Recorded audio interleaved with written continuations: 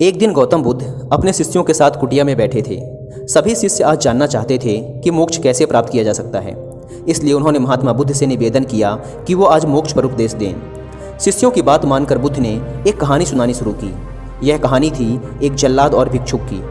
अपने राज्य का मुख्य जल्लाद, जिसने बहुत से गुनाहगारों को दंड दिया था, अब वह रिटायर होकर राज्य से बाहर एक कुटिया बनाकर अपना जीवन व्यतीत कर रहा था। उसे हमेशा लगता था कि उसने कितने लोगों की हत्या की है, वह कितना बड़ा पापी है। ऐसे ख्यालों से वह हमेशा घिरा रहता था। वह अपना सारा दिन पश्चाताप में ही गुजारता था। एक दिन वो रोज की तरह इन्हीं ख्यालों में खोया हुआ खाना खाने के लिए थाली परोस रहा था।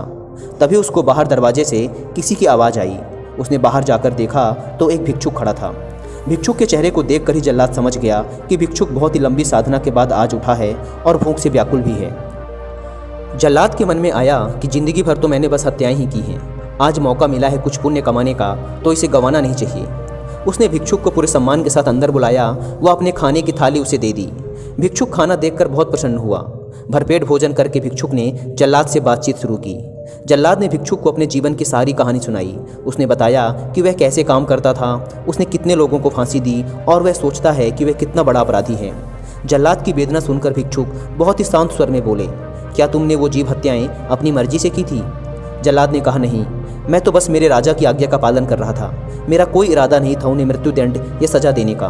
तब भिक्षुक ने कहा, फिर तुम अपराधी कैसे हुए? तुम तो अपने राजा के आदेशों का पालन कर रहे थे। तब जाकर जल्लाद को एहसास हुआ कि वह किसी गलत काम के लिए जिम्मेदार नहीं था। उसका कोई दोष नहीं है, वह तो बस अपना दायित्व पूरा कर रहा था। इस प्रकार जल्लाद का मन शांत हो गया। फिर भिक्षुक ने जल्लाद को उपदेश दिया और उससे विदा ले ली। इस घटना के बाद से जल्लाद का मन शांत रहने लगा। उसने भिक्षुक द्वारा दिए गए उपदेशों व शिक्षाओं का पूरे नियम पूर्वक पालन भी किया, जिससे उसे ज्ञान की प्राप्ति हुई और उसकी मौत के बाद उसे मोक्ष प्राप्त हुआ।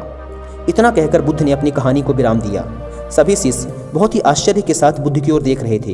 किसी को समझ नहीं आ रहा था कि जिसने इतनी सारी हत्याएं की हों उसे मोक्ष कैसे प्राप्त हो सकता है।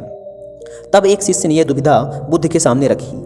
तब महात्मा बुद्ध ने शिष्यों को समझाया कि भिक्षुक के उपदेश से जल्लाद को ज्ञान प्राप्त हो गया था।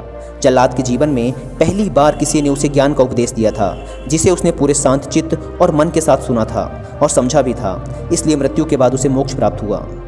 अपनी बात को विराम देते हुए अंत में बुद्ध बोले, बिना ज्ञान के हजारों शब्दों का उपदेश भी बेकार है, किंतु जब शांत मन से उपदेश का एक शब्द भी सुन लिया जाए तो वह ज्ञान देता है और ज्ञान से ही मोक्ष की प्राप्ति होती है।